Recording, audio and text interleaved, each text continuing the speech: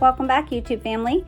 In this video, we are going to make an Easter basket out of Dollar Tree items, and this has been inspired by Bethany. If you haven't gone and checked out her channel, I will link her channel in the description box, and if you go over there, let her know I sent you. So we are going to start out with a laundry basket from the Dollar Tree and a pool noodle and some ribbon. I picked up 4 spools of ribbon. Each spool was 9 feet, and some zip ties. And even though this is a pretty simple DIY, I will have the assistance of the Craft Room Kitty Oreo. He loves to help out when I craft on the floor, which isn't very often because if you will see, he tries to take everything that I have in my hand because to him, they are just toys. So I start out by zip tying the pool noodle where the handles of the baskets are, and because these zip ties weren't that big, I had to put 2 together, and then I just snipped off the end. Then I wrap the ribbon around the basket where I will be feeding it through the slats in the basket, and I cut just a little bit longer than I actually need because I want to be able to have clean edges when I glue it. Now I start by pulling the ribbon through the basket, and I go in and out every other slat or hole, whichever you prefer to refer to it as, and I pull the ribbon through the whole way around. Now, once we get to the other side, so once we've wrapped the ribbon the entire way around the basket, we'll have our ends sticking out. So what I do is I open the ends up and I come in with my hot glue gun and run a bead on that post or slat, I don't really know what to call that there.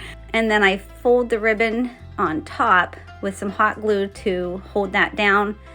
And then I run another bead of hot glue and I pull that ribbon flat with the rest of the ribbon so it's neat and you don't have a lot of strings. And I do this all the way up to where the pool noodle or the basket handle is attached to the basket, because here you'll have to skip some of the slats, but it's okay because here you'll see I skip 2, but when I come back around to the other side, you'll see I have to skip 3 of those slats, and then I just continue feeding my ribbon through the other slats, and then I close them off with the hot glue. And before I finish off the last row at the top, and I should have thought about this when I was putting the pool noodle onto the basket, I just run a zip tie up through that top zip tie so that just in case I do decide I'm going to put this outside, the ribbon won't pull off if the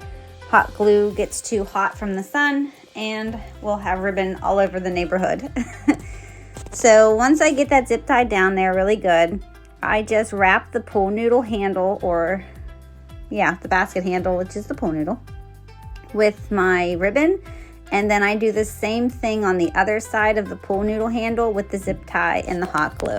And once the basket handle is all done, I just run my ribbon through the slats of the basket, skipping the slats when I get to the pool noodle handle and gluing them in the back like I did the 3 previous rows.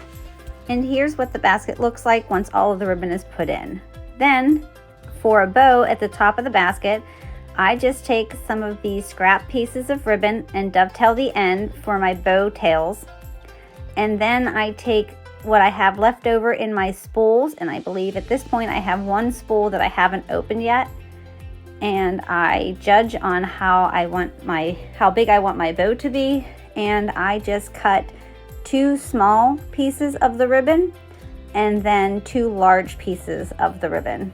And I'll be honest, making bows isn't really something I do well, but I do take the larger 2 pieces and I fold them in, judging off of my bow tails on how wide I want my bow to be. And I lay out my 2 long pieces and I make sure that they're even. And then I lay out my 2 small pieces, making sure that they're even. And then I stack 1 small loop on top of a large loop. I lay them side by side, scrunch them down, and then I run the zip tie, pulling them tightly, because again, I don't want to use hot glue, because if I decide to put this outside, I don't want the hot glue to melt with the heat of the sun and ribbon be all over.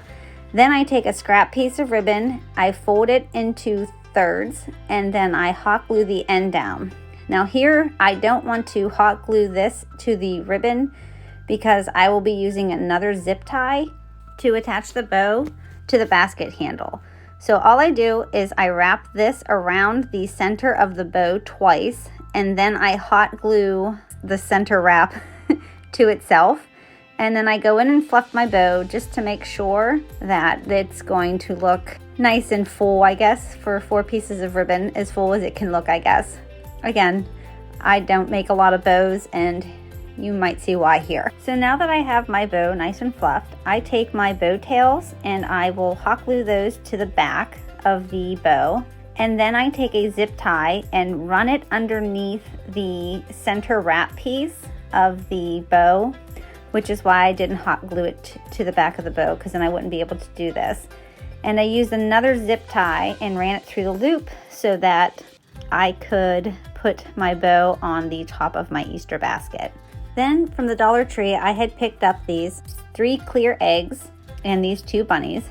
And then I'm going to take these 3 eggs outside and use some of my Rust-Oleum magenta spray paint and spray them. But before I do that, I have some leftover decorative rocks that we have for the front of our house, and I put enough into the egg to weigh it down. And then I take some E6000 and I run it along the seams of the eggs and close them. I also do this to the bunnies because this is going to be the weight for my basket if I were to put this basket outside. So then I go through spray painting the magenta on the eggs, and I let those outside to dry thoroughly, because if you bring them in too soon, they will stink up your house.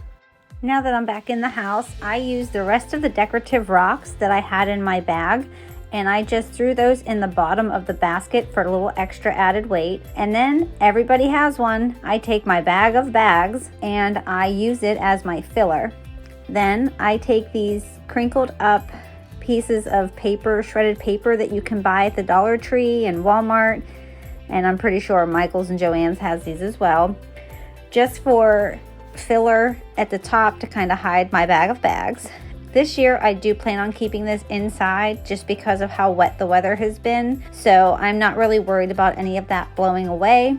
And then I take these 2 bunnies, the boy and the girl bunnies that I picked up at the Dollar Tree last year. I believe I had a haul video that I included these in, and with a little bit of the Dollar Tree floral wire, I fasten them to the pole noodle or basket handle. Then I take these Dollar Tree, I guess they're like a sticker. They're beads that have an adhesive on the back of them. And to decorate 2 of my eggs, I run these stickers around and I cut them up so that I can get a design that I like on the eggs. I do 1 egg with the blue gems, and I do 1 egg with the gold gems, and then the other egg I thought would look just fine without any decoration at all. And the nice thing with working with these sticker gems, I'll call them, is that you can stretch them a little bit, so when you're applying them to a rounded object, it doesn't lose the shape of the design. I also didn't carry the decoration across to the back of the eggs because the back kind of flattens out, and when they're displayed you cannot see the back of the eggs anyway. So here it is. Let me know what you guys think in the comments section below. And if you haven't already, give this video a thumbs up. And if you're new to my channel, welcome. I'll hope you hit that subscribe button. And when the bell appears, choose to be notified every time I upload a video. And until the next video, happy crafting!